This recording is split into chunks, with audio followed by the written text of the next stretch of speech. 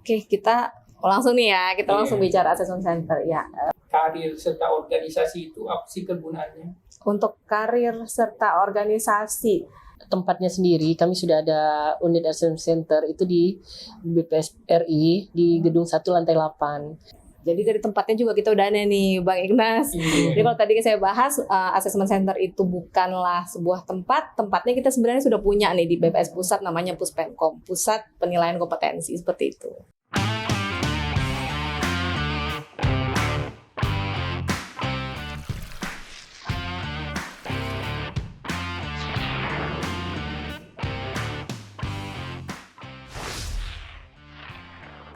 Nah, untuk alur kerjanya sendiri berarti sangat rumit itu ya, Pak Abrar ya. Betul. Bisa dijelaskan seperti apa untuk alur kerjanya? Baik, biasanya kami melakukan beberapa tools dalam metode assessment center ini. Awalnya kita saat ini sedang melakukan tes psikotes terlebih dahulu.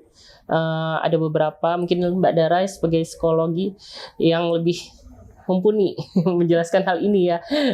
Untuk metode assessment center sendiri, kita melakukan yang pertama ada problem analisis, itu serangkaian soal yang harus dijawab.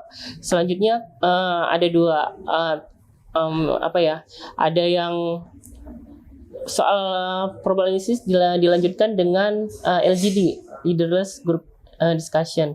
Di situ diskusi dan tidak ada pimpinan dalam diskusi itu. Kita mengalir aja seperti itu. Kita akan melihat bagaimana alurnya seperti itu penilaiannya. Selanjutnya ada ya intre atau in basket, itu serangkaian tugas yang sangat banyak yang harus dikerjakan dalam waktu yang mendesak gitu ya. Dan ada juga wawancara B, itu kita melakukan wawancara individu dengan peak experience yang telah kita berikan sebelum hari pelaksanaan assessment center. Gitu, mungkin bisa ditambahkan oleh Bu Dara?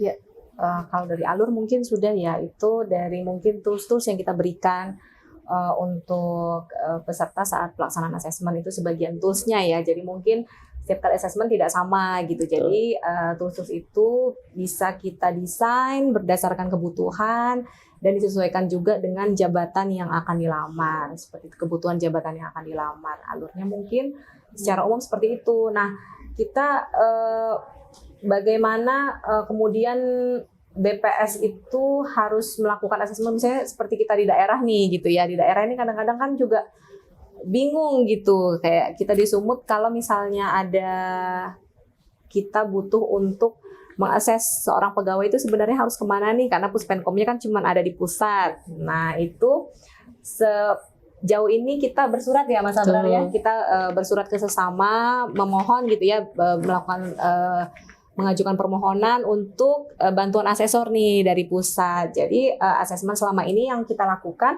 juga tidak terbatas offline aja nih Bang Ignas. Jadi juga kita lakukan secara online, meskipun seperti saya ada di lokasinya di Medan, nanti ada juga teman kita di Jambi, misalnya di Yogyakarta, ya nggak masalah gitu. Jadi asesmen ini kita lakukan secara online via Zoom gitu ya. Nanti juga pemantauannya itu juga dilakukan secara online.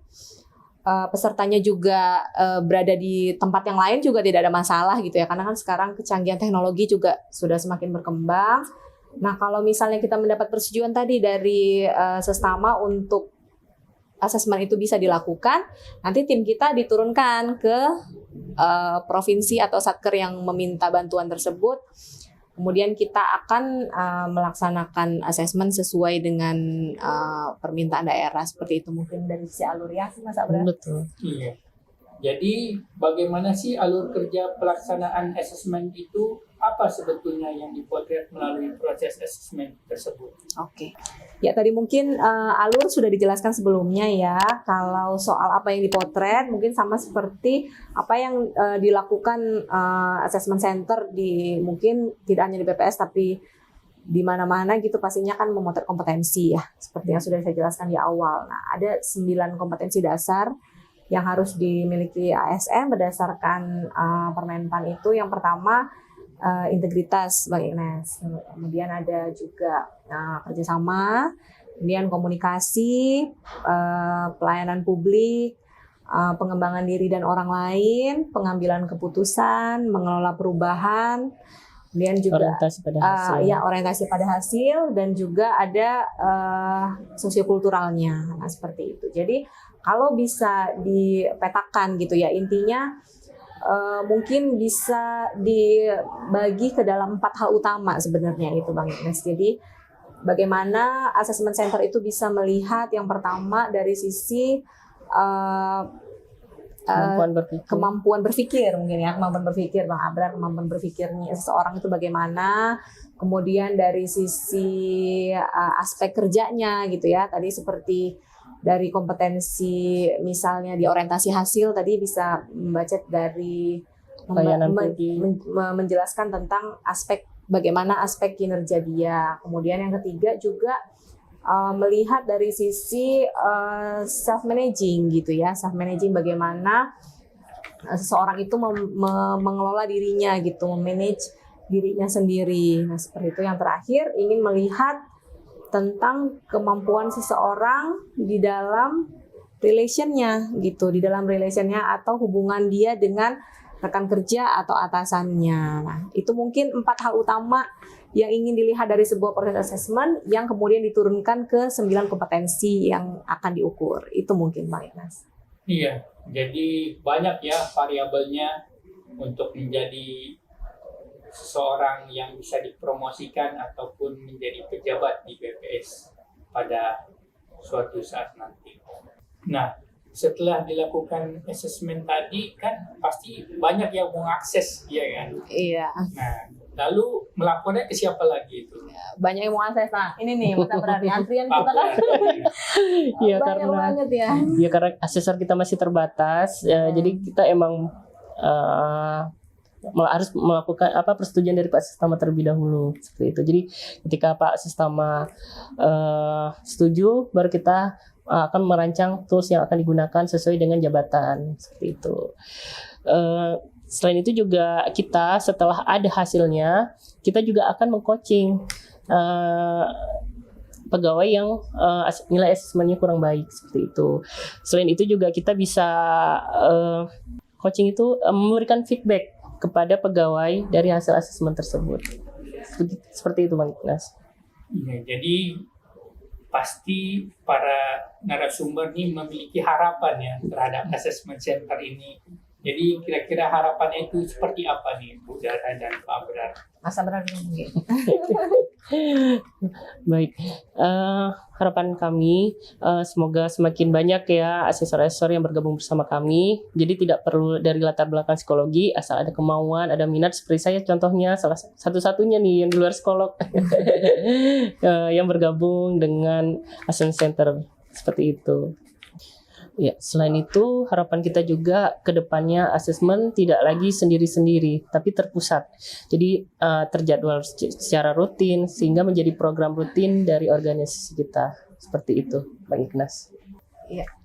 Kalau dari saya mungkin ya hampir sama ya, mungkin karena kendala kita juga SDM yang terbatas. Harapannya juga semakin banyak lagi asesor-asesor bisa dihadirkan ya, bisa membantu kami gitu untuk mensupport Puspenkom di Badan Pusat Statistik gitu ya Bang Ignas. Terus juga dari fasilitas yang ada itu juga mungkin bisa sebenarnya kalau dari sisi fasilitas sudah ya gitu ya, juga bisa harapannya tuh suatu saat memang penilaian itu juga bisa kita lakukan langsung di Puspenkom, karena saya sendiri di Sumut nih belum pernah melakukan penilaian langsung ke pusat penilaian kompetensi gitu ya, sejauh ini masih secara online.